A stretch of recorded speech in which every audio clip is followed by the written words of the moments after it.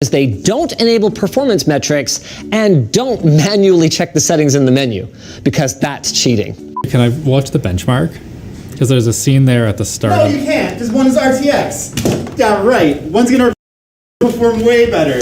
Oh yeah, what? Definitely. Is he gonna run a benchmark? Yeah, you can't do that. I didn't want to look at the FPS. It's just gonna. Benchmark. Once their time is up, they simply select which system they thought had RTX on and describe what they liked better about the RTX experience. I've never actually seen RTX Minecraft before. Where was the lava? Because I know it's supposed to be like extra pretty, right? Yes, it's actually like not that hard usually if you know what to look for. Say that as a complete sentence one second. Maybe get this mic a bit closer to you. Oh sure, yeah. You're so soft-spoken. Sorry, man. I know, I'm so quiet and relaxed. I like it. Linus always scares me because he wants more energy. Man, that bird's got a really long tail. Say that again. Man, that bird's got a really long tail. While ray tracing is getting a ton of attention from gamers now, it's not a new idea by any means. The basic concept actually predates rasterization, and in the 3D animation industry, it's been in use commercially for well over a decade. But the thing is, in order to determine what a scene should look like using real traced light rays, you need to emit a massive amount of them from a point or ambient light source, which will then bounce and diffuse around the scene enough times that they eventually become sort of negligible bounces and are no longer needed. Now, that sounds fine and obvious until you realize that you might need hundreds of thousands or millions of rays to even get a somewhat decent picture out of them. Many people don't realize that the simple fact that an image is ray traced does not mean that it will look good. Look at this quick Blender render. See how noisy it looks, as though a bunch of the detail is missing? When non-real-time ray tracing is calculated, the work is divided up into overlapping chunks called passes, and they are added on top of one another until a cleanly lit image is produced. This can take minutes or even hours for a single 4K frame though, and that's on modern hardware. So you can imagine why some new ideas were needed to make this technology viable for games, where we need 60 frames per second or more. While there is a clear competitive disadvantage to using ray tracing in a fast-paced title like Fortnite, for example, where every frame matters, it's still impressive that NVIDIA's RT cores work as well as they do. In short, RT cores are designed to perform two tasks that are specific to path tracing, which is kind of a shortcut version of ray tracing. These are called bounding box tests and ray triangle intersection tests, and they save thousands of instructions per ray that would otherwise have to be done by the GPU's stream processors. And in the 3000 series, their second-gen RT cores are more powerful than the first-generation ones, meaning that we should see them continue to improve over time. Yeah, it seems like the shadows are just struggling more in this one. I don't know which one it is, because last time I thought the one that looked better, in Wolfenstein, I thought the one that looked better was the rasterized one, or the reflection mapped one. So maybe it's the same thing here, where the shadows that look better to me are actually the non-ray trace ones, the ones that we fake. So yeah, this is performing better, but you know, it doesn't really, it's not that big a deal, I guess. The problem is that it looks better too. So, I mean, Minecraft beta is beta, right? So yeah, it's not like they can't add things later, but man, like that water though just looks so much better. Isn't it so gorgeous? It looks like water, whereas the water in Minecraft RTX kind of looks like ocean water all the time. Okay, wait a minute. If ray tracing is so accurate and therefore better, what was that?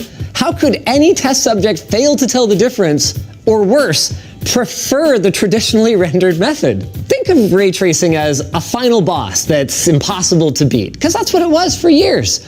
What's a gamer to do, right?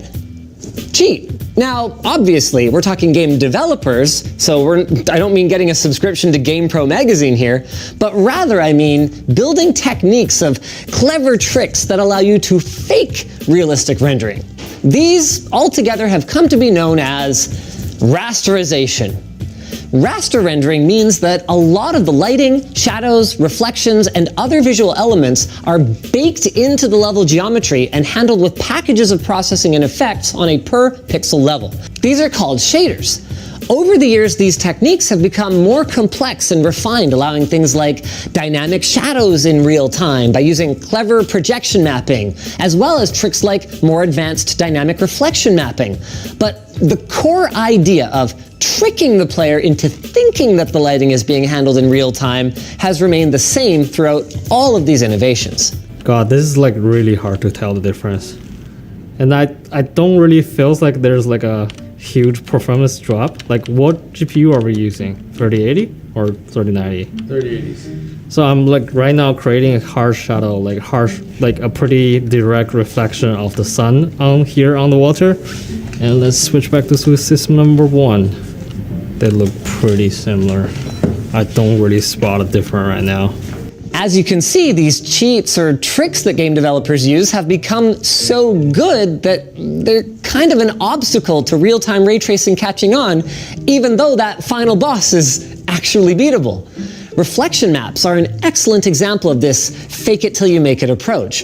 They're essentially a 360-degree view of the current scene that's been remapped and projected onto an object or surface. Then, with the right amount of distortion and selective color removal, as well as dynamically swapping out or changing the map as you move around, you can get high performance, visually appealing, and quite convincing reflections. Some really good examples of this are games like Dirt 3 and Need for Speed Hot Pursuit. It's not perfect, of course, and in games like CSGO, it's actually very obvious that your scope reflections, for example, don't really match the environment. But in the heat of a clutch round, it's not something that you're likely to notice, and certainly is a lot better than giving up so many FPS. Leading us finally to the results we've been teasing. Okay, so for Shadow of the Tomb Raider, I believe number 2 has RTX on. What the What? What do you mean? I had a feeling I'm it's like I'm watching like a scientist at work, like analyzing. What is it? Okay, so the thing that tipped me off the most is that the shadows in the center of the screen here for this tree are shimmering as they're moving on the machine with no RTX. That indicates to me that that's a shadow map. Whereas the RTX machine, it's kind of sort of shimmery, but it's not quite as bad. And also the shadows are a little bit softer, and they tend to they start sharp and then they go soft, whereas the shadow map is consistently soft. You are 100% correct. Okay, as expected then, our most technical staff had no trouble identifying both the benefits and drawbacks of real-time ray tracing. But mathematically speaking, most people aren't Anthony. So what about them? Okay, this might be a pretty good spot. If I'm facing the sun, which is like right there, I can see reflection on the water here and also on the rock here. And let's go back to system number 2. Wow, they look pretty similar. Oh my god, yeah. I think for number 2, it looks better. It's like glowier. The lava specifically, there's this effect around it. Yeah, whereas like for number 4, I feel like everything's a bit flatter. There isn't as much like detail to the lights and stuff like that. It's just like a general, like, this block has lava, so then the other one should have it around too, right? I don't know, I could be totally wrong. I think this one, number 2, is ray tracing on. And what makes you think that? The sharpness of the reflections in the water, it looks a little more reflective than in the other one. And also the shadows, because they're softer, I feel like that's how leaves would actually look in real life. It would be a softer shadow because they're all together. You wouldn't get these crisp, jagged edges. But now that I say that, like, I'm wondering if the light's shining so hard through it that it's creating those jagged edges with RTX on. I don't really spot a huge difference, but my gut telling me system number 1 is the one with ray tracing. So this one is the one I have ray tracing. Although we saw varying levels of success with the number of games each person got right, and which games specifically they got right, the overall trend from our test is pretty simple.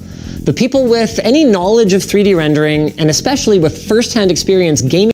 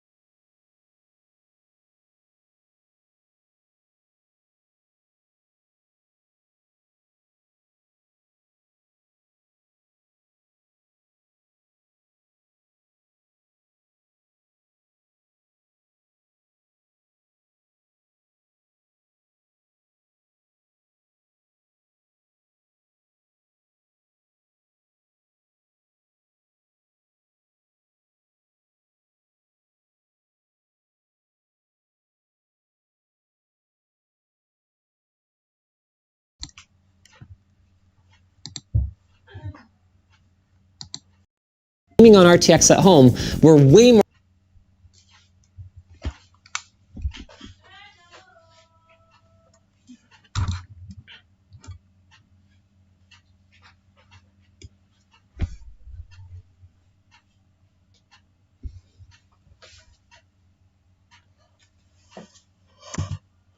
more likely to nail it. As for everyone else, telling the difference actually isn't easy. The truth of the matter is that with current titles that support ray tracing, it's pretty difficult to tell whether it's on or off without pixel peeping. More on that in a moment. Even when we did prompt people to look closelier, it was extremely challenging and the results were quite similar. And for fun, we threw an extra scenario at some of our participants where we had the exact same game running without RTX in both cases to see if they could find the difference. Are they both off? Oh. Oh yeah, okay. I was like, I could not tell the difference really. I guess I was trying to find a difference, but there was none. Okay. They couldn't, but they also weren't 100% sure. So as it turns out, if a game already looks really good with rasterization, our brain will, in some cases, see things that are not necessarily there. And this happened to some of our participants in Wolfenstein, for example. They would notice parts of the lighting that looked, better in this one, when the only difference in that game was actually in the reflections.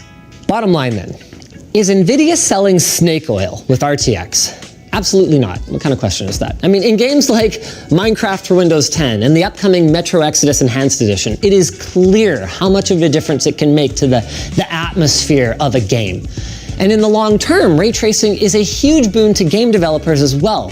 Because it behaves more like how real light does, it can save a ton of time that would have otherwise been spent setting thousands of uber hacky parameters to get a scene to look convincing. But the tech is still in a relatively early state. But it will be the future. I mean, just think about it. Add in your light sources, set your diffusion, refraction, and reflection parameters for every surface, and bam, you're done. Kind of. It's a bit more complicated than that, and if you want a more detailed explanation, we do have an episode over on TechWiki that goes into more detail.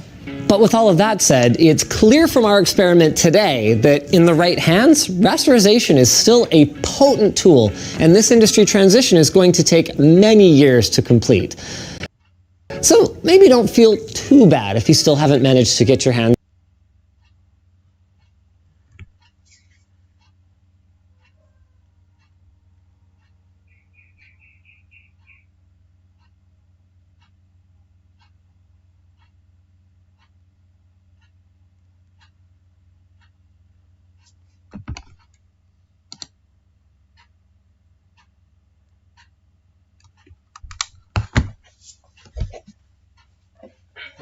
and the GPU would wherein the GPU would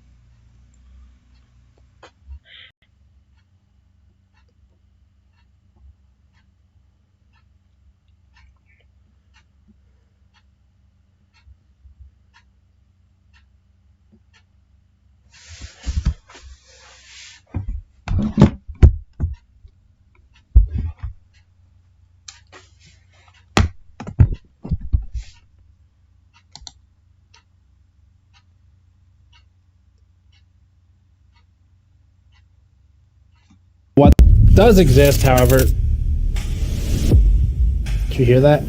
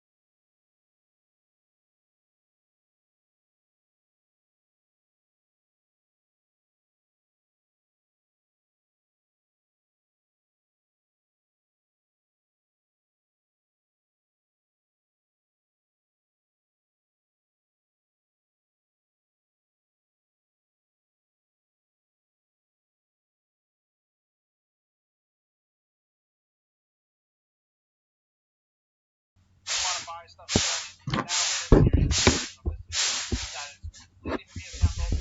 give you a list of parts on the website. You click buy. It's pretty much that simple. So in other words, we're avoiding things where it's a handcrafted custom service that's maybe a little more boutique in style, because we're kind of going for what does the mass market user buy, and then we want to review it and see if it's actually any good, so we can steer people away from things that wouldn't work well for them and towards things that should be a better fit.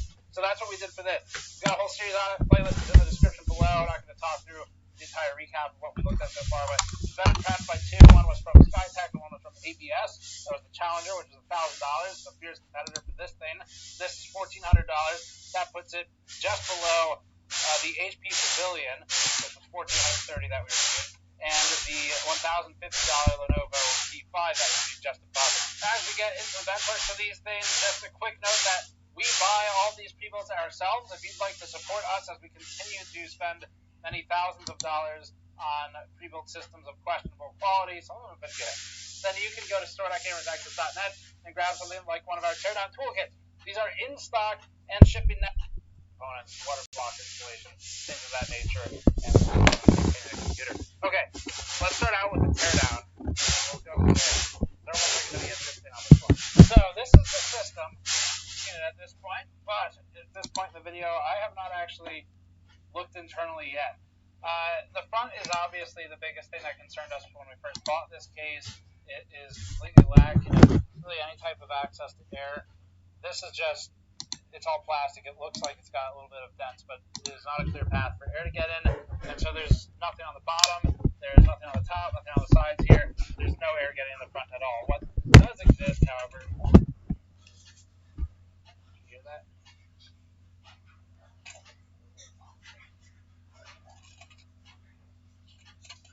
I'm thinking that's not supposed to be making that noise.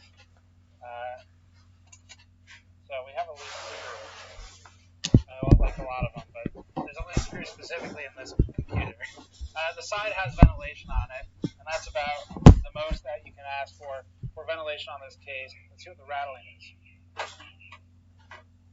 That was anticlimactic. Okay. Let's see. Loose screws are bad in computers because it could potentially short something.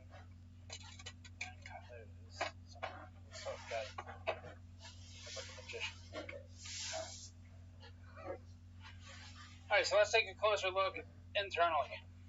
So far what we're seeing is a standard form factor motherboard, so that's great news. Asus makes motherboards. This is probably one of the least surprising things of the build.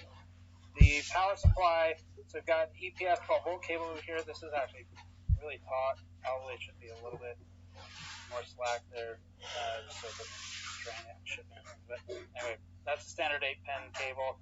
Standard 24-pin cable down here, which, as you can see on our mod mat over here, and these are back in stock on the store as well if you want one for PC building service, but standard 24-pin follows this pin out exactly. The CPU power EPS 12-volt follows this exactly, so far we're in good shape. Power supply does not appear to be proprietary. That's sadly great news.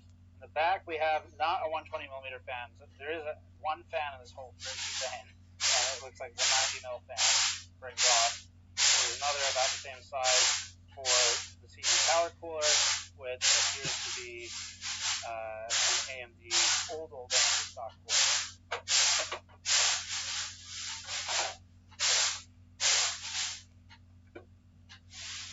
So it claims an 80+ gold E500 power supply from Great Wall.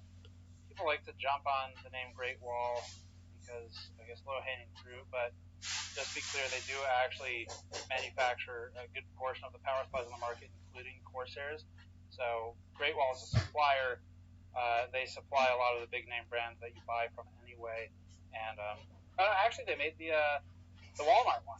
They made the Walmart DTW power supply, and that was actually the only thing that wasn't terrible in that computer. Anyway, they're capable of making bad stuff too, but I just pointed out that this is a common supplier because people kind of jump on it over the name. A little more research on that. One screw has done the job of all of this plastic. Half of the plastic's probably break.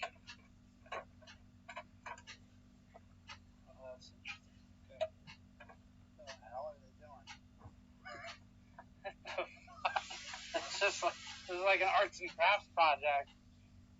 What? All right. Okay. So why? Okay. So there's some, I think, LED control up here. I/O. There's no I/O. That's gonna be all LED stuff. So I'll disconnect that. Sharp. Ow. Okay. Great. Nice not reusable sheet of adhesive. I think it's just to reflect the LEDs or something.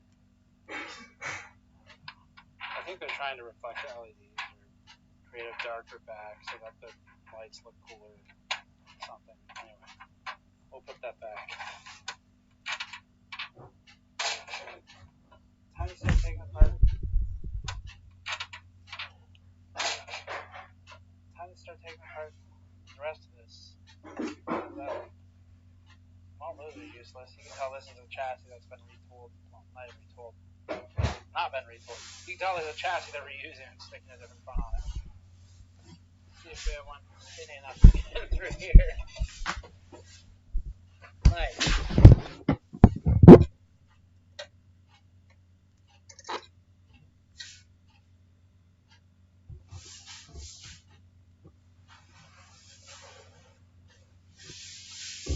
Aduh, lama ya.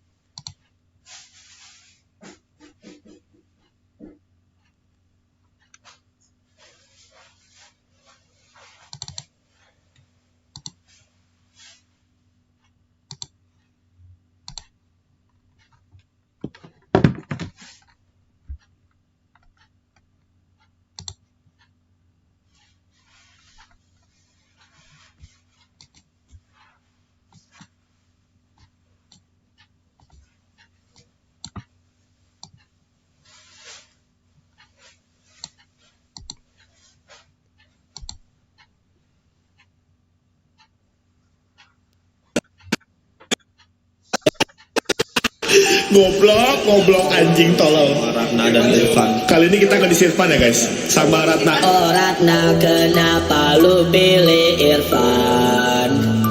Padahal bijinya kapalan. Oh Ratna, kenapa lu pilih Irfan? Padahal bijinya kapalan. Lihat aja kamu jalan, tapi ternyata keduluan. Sama Irfan, sama Irfan, sama Irfan. Katanya lo suka cowok yang bad boy, tapi yang ganteng. Padahal si Irfan letoy, muka kayak banteng. Oh banteng, jadi ingat sesuatu. Banteng, let's go. Lu cuman gak suka sama gue, lu cuman gak pengen sama gue. Lu bilang selalu ada buat gue, tapi Irfan lu ewe, kontol, ngentot anjing bangsa, ngentot bangsa, ngentot. Lu bilang lu gak suka cowok bad boy, tapi dia ganteng, memek lu langsung enjoy.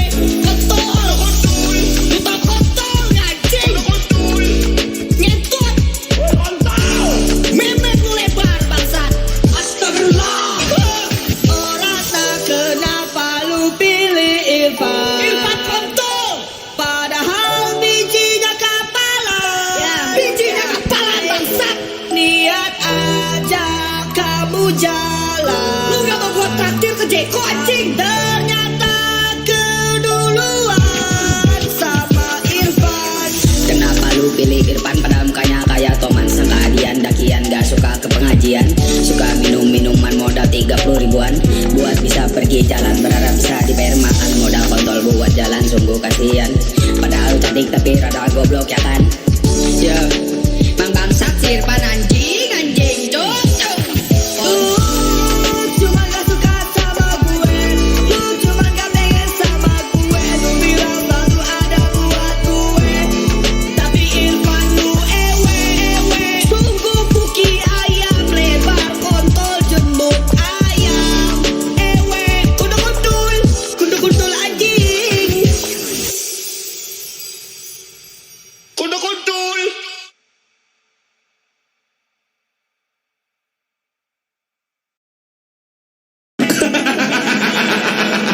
Ya. Goblok anjing tolol.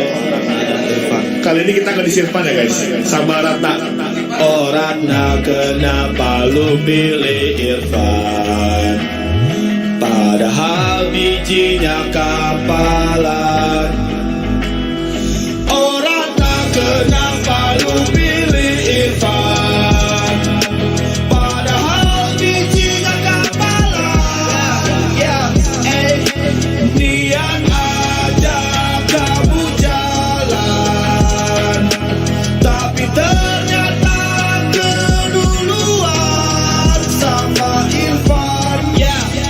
Sama Irfan, sama Irfan. Katanya lo suka cowok yang bad boy, tapi yang ganteng.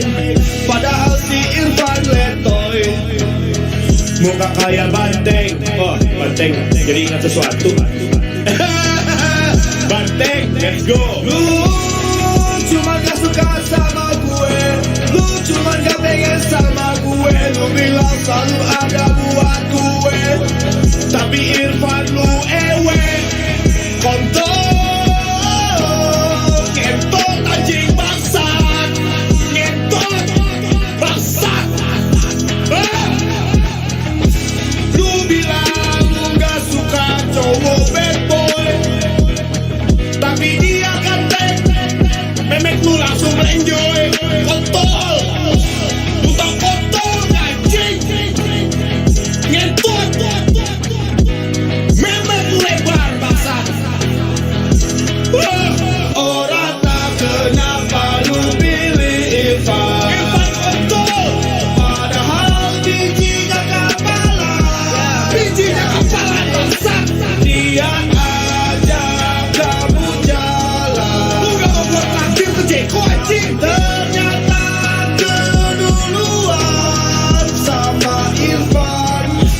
lu pilih Irfan pada mukanya kayak Toman. Sangka Adian dakian gak suka ke pengajian, suka minum minuman modal 30 ribuan. Buat bisa pergi jalan berharap bisa dibayar makan, modal kontol buat jalan sungguh kasihan. Padahal cantik tapi rada goblok ya kan. Mang bangsat si Irfan anjing kontol ya. Irfan anjing.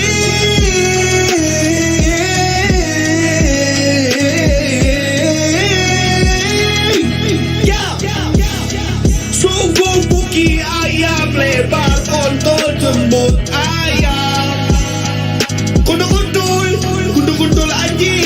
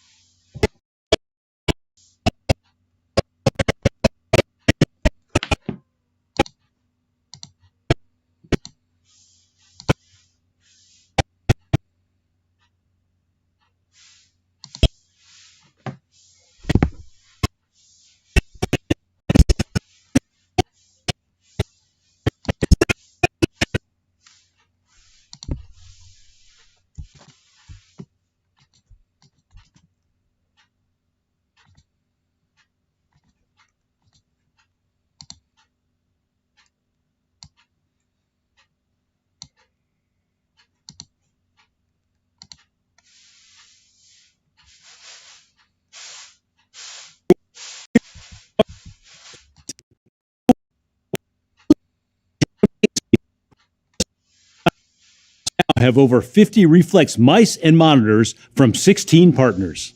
While Reflex is critical for competitive matches, lower latency is important in any game, as it better connects the gamer and their physical actions to those in the game. Today we are announcing 7 more Reflex games and extending Reflex into new genres. These include iRacing, where you can steer with better precision in the world's premier online racing simulator. Rainbow Six Extraction, where Reflex has your 6 as you confront Archeans. And Sony's award-winning God of War. Beat the boss with better dodges and combos when it launches on PC on January 14th. Let's take a look. Ready yourself, boy.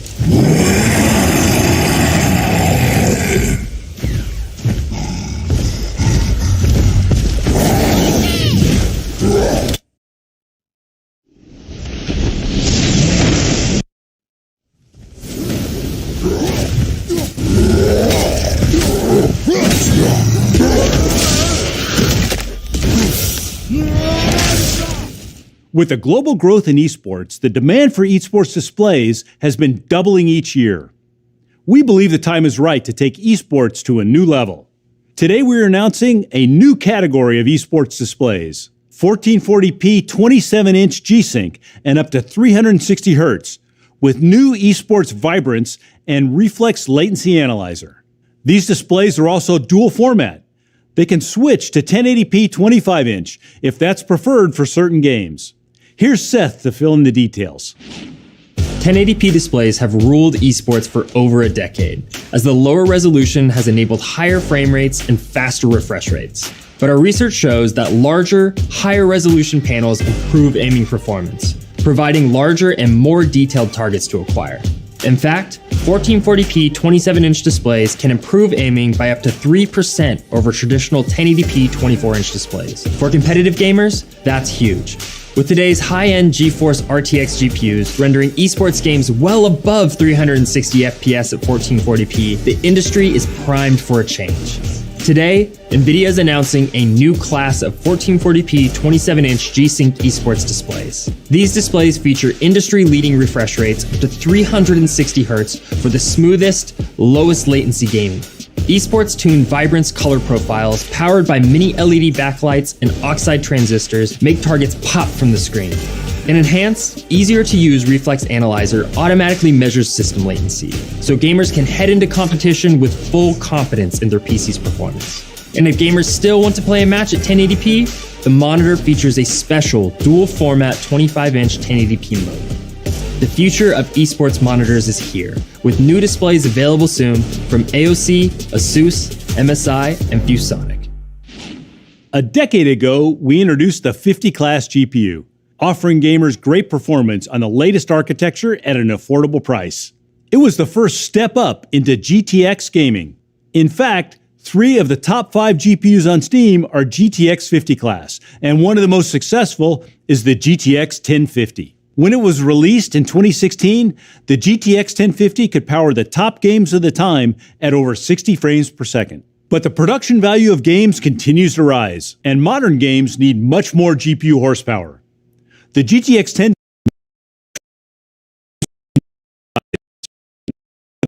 value of games continues to rise, and modern games need much more GPU horsepower. The GTX 1050 struggles to keep up. Even a 1050 Ti or the more modern GTX 1650 can't power the latest games at 60 frames per second. Today, we are announcing the RTX 3050. The GeForce RTX 3050 brings the performance and efficiency of the Ampere architecture to more gamers than ever before. It powers the latest games at over 60 frames per second. Based on our Ampere architecture, the 3050 comes equipped with 2nd generation RT cores for ray tracing and 3rd generation Tensor cores for DLSS and AI. For the first time, you can play ray trace games on a 50 class GPU at over 60 frames per second. Ray tracing is a new standard in gaming, and the 3050 makes it more accessible than ever. The RTX 3050 comes equipped with 8 gigabytes of G6 memory, and starting at just $249, it will be available worldwide on January 27th from all of our partners. With 75% of gamers still on GTX GPUs, this is the perfect time to step up to RTX. We are at the dawn of the next digital frontier. Interconnected 3D virtual worlds, whether for commerce, entertainment, creativity, or industry, are being built today. These worlds are boundless and will be populated with shops, homes, people, robots, factories, museums, an infinite amount of 3D content. And they will be built by an expanding number of creators, collaborating across the globe, constructing these amazing virtual environments. For this future, we've built NVIDIA Studio, a fully accelerated platform for creators. It starts with RTX, the most advanced GPU architecture with hardware acceleration for ray tracing, simulation, and AI, and NVIDIA high-performance video processors. The NVIDIA Studio software includes specialized drivers and dozens of SDKs, which accelerate over 200 of the industry's top creative applications. We also offer our own studio apps, with the latest edition, NVIDIA Omniverse for 3D design and collaboration. Today, we are announcing that NVIDIA Omniverse is out of beta and generally available to GeForce RTX Studio creators. 3D content is challenging to produce. It typically requires multiple tools, which are often incompatible, and then you have to wait for long render times. Omniverse brings over 20 years of NVIDIA's groundbreaking work in graphics, AI, simulation, and compute into a single platform to transform 3D workflows. Let me explain how it works.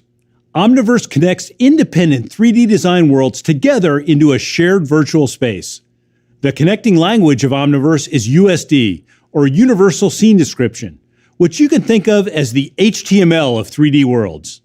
Today, a 3D artist typically works sequentially across multiple applications, like 3ds Max for modeling, then Substance Painter for texturing, and finally Unreal Engine to arrange the scene, exporting and importing large files many times along the way.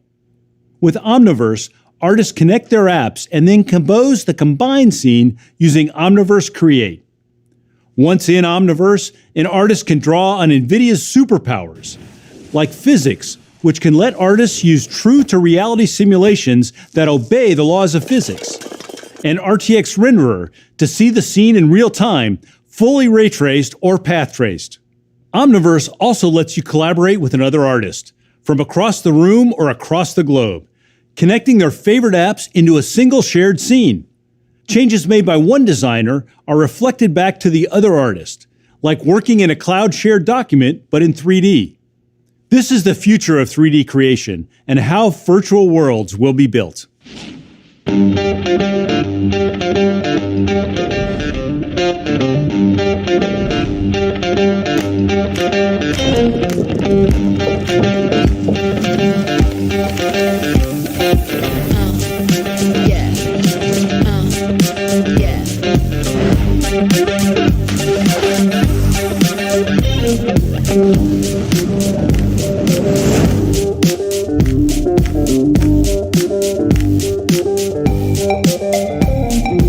Did you know that white rhinos and black rhinos are both gray?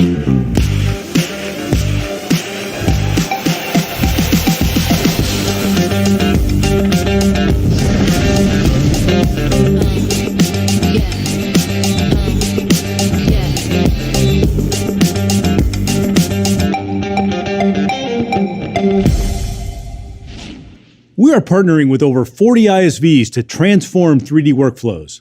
Today, Omniverse is connected to leading applications like 3ds Max, Maya, Blender, Unreal Engine, and many more to come.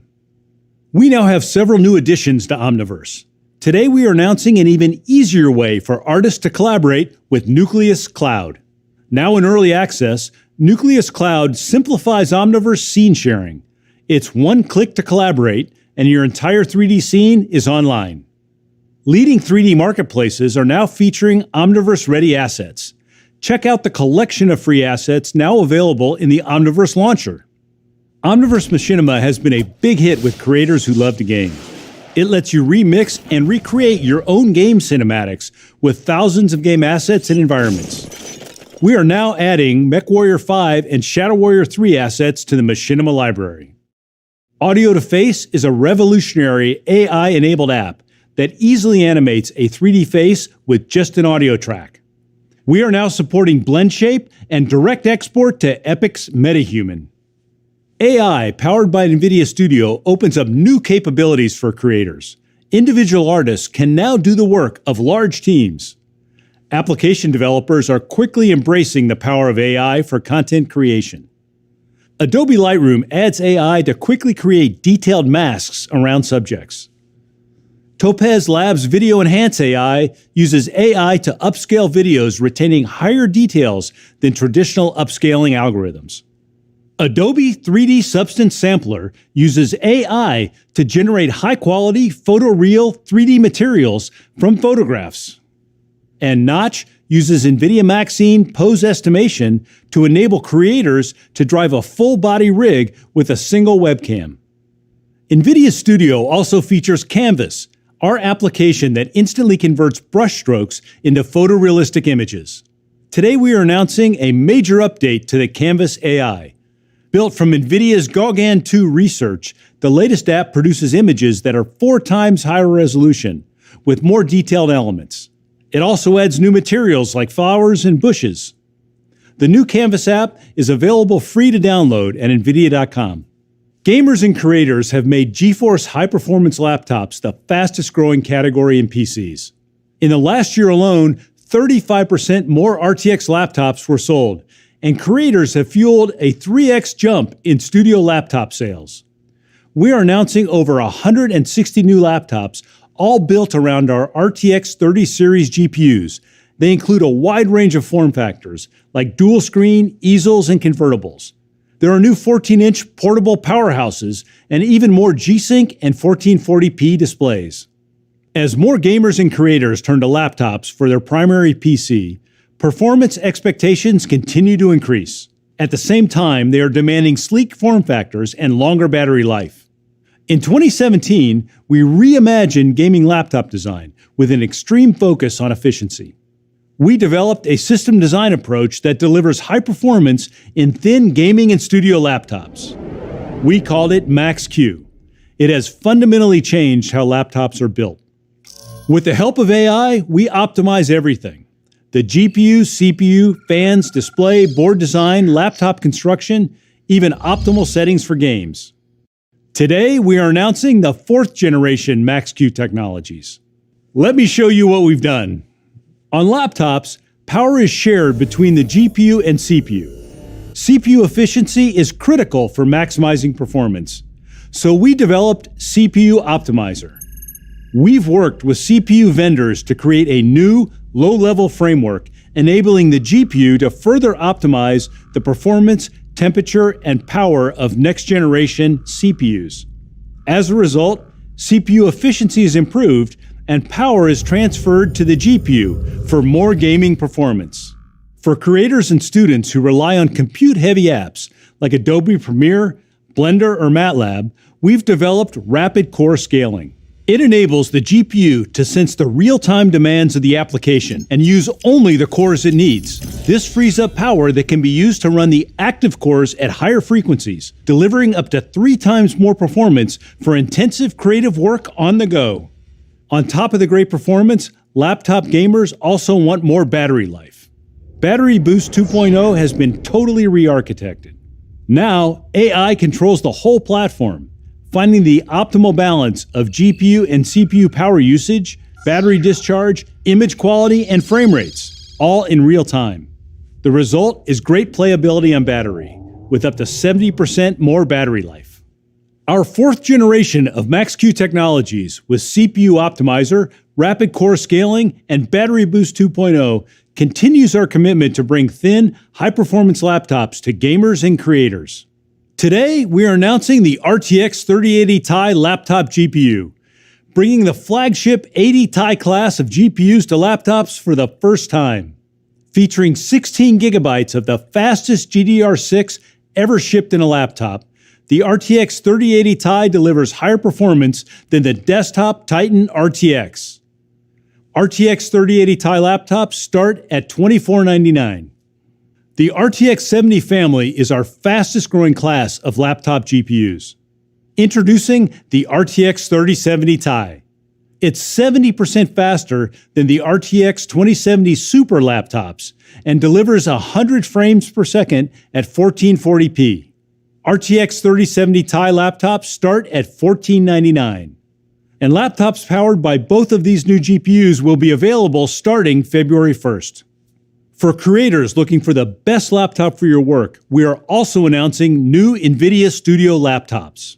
With the latest RTX GPUs, these laptops are 7 times faster than the newest MacBook Pro 16 in 3D design. With RTX hardware accelerated ray tracing, AI, and NVIDIA's high-performance video processor, they are the perfect tool for any creator workflow. Together with NVIDIA Omniverse, Studio laptops are ready to build the virtual worlds of the future. With over 100 Studio laptop designs, there's a wide variety to meet every creator's needs. This includes ultra-portable 14-inch thin and light, perfect for remote workers or students like the new Razer Blade 14. Dual display laptops for video editors like the new Asus ZenBook Pro Duo. And the most powerful laptops for creators like the new MSI Creator Z17, featuring RTX 3080 Ti. Let's see what digital artist Jacob Norris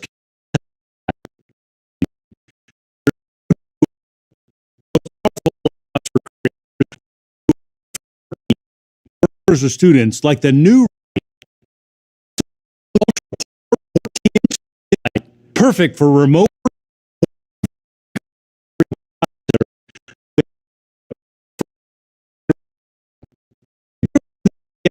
Studio laptops are ready to build the virtual worlds of the future. With over 100 Studio laptop designs, there's a wide variety to meet every creator's needs. This includes ultra-portable 14-inch thin and light, perfect for remote workers or students like the new Razer Blade 14. Dual display laptops for video editors like the new Asus ZenBook Pro Duo. And the most powerful laptops for creators like the new MSI Creator Z17, featuring RTX 3080 Ti. Let's see what digital artist Jacob Norris can create in 48 hours with a powerful 3080 Ti laptop.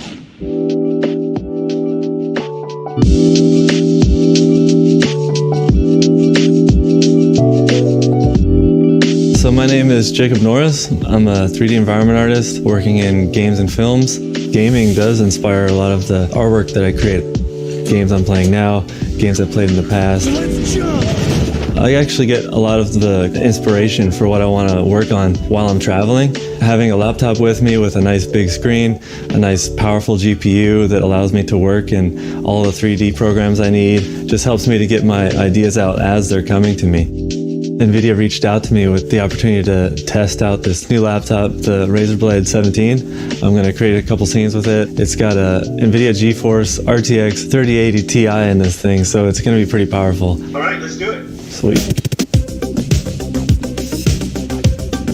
This is pretty sweet because actually I've got the entire scene open right now, which is a huge number of polygons. It's able to glide around the scene with no issues and try to get some of those rocks kind of blending in, and it'll look a lot better once we get it into Omniverse and we can get that texture loaded up on top of here. This is that same landscape scene, and I'm able to open it in Blender, make those changes to the landscape, bring it right back into Omniverse, and it's a seamless transition.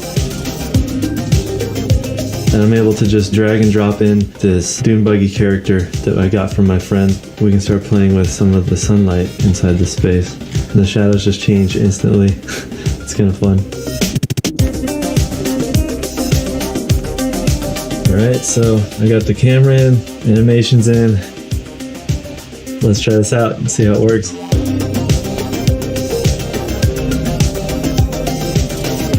Yeah, that's really cool. I like that. Jacob, describe your overall experience with this laptop.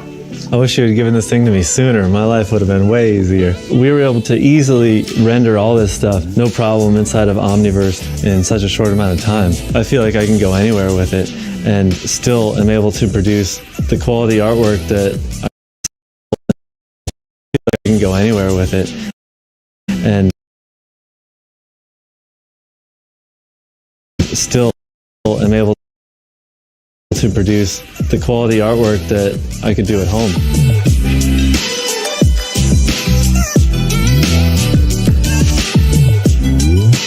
I kind of want to run away with this thing. This is over, right? I'm getting out of here. You guys figure it out. To recap, GFN delivers the ultimate cloud platform for PC gamers. Today, we are bringing more games, more devices, and more networks to the GFN ecosystem. RTX is the new standard, and the GeForce RTX 3050 makes it more accessible than ever. With 75% of gamers still gaming on GTX GPUs, this is the perfect time to step up to RTX. Laptops are the fastest growing PC platform. Today we announced 160 new laptop designs, including our latest laptop GPUs, the 3080 Ti and 3070 Ti, and our 4th generation Max-Q technologies. We announced NVIDIA Omniverse for 3D design collaboration is now generally available for GeForce RTX and Studio creators. This is the future of 3D content creation and how virtual worlds will be built. Over the past 20 years, we have dedicated ourselves to building the ultimate platform for gamers and creators, and today we continue that journey. But there's one more thing.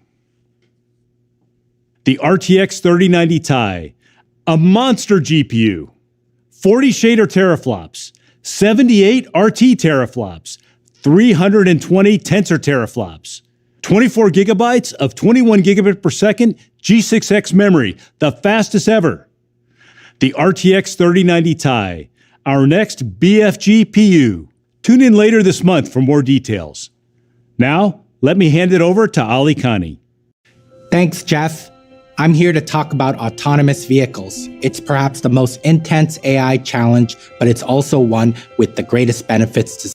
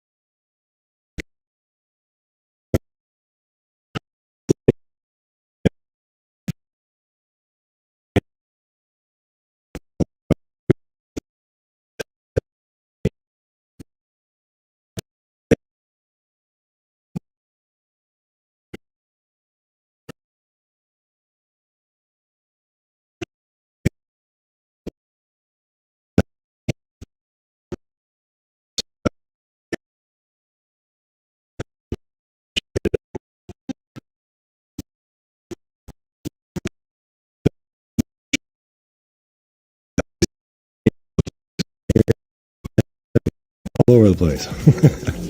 So yeah, welcome back for our next laid back grinding episode, everybody. I think today is the last day of double money for our biker sales. So by the time you guys are watching this, there's already a new event week, and I don't know what that is yet at the time I'm making this. But yeah, hopefully we'll end the week good, Betty, by doing these double money biker missions before it's too late. So I think it ends in a couple hours for me, so I wanted to get these done before it's too late. Hey, Benny. What do you need? Let's see. Well, let's get a vehicle. How do you Ready? choose between your children? Maybe I'll just get my Brezza out. We'll do that. They're bringing your personal vehicle around right now. Perfect. Thanks, Benny. All right, got my coffee ready. I'm gonna have some right now. All right, so we'll go through a bunch of stuff to make some more money.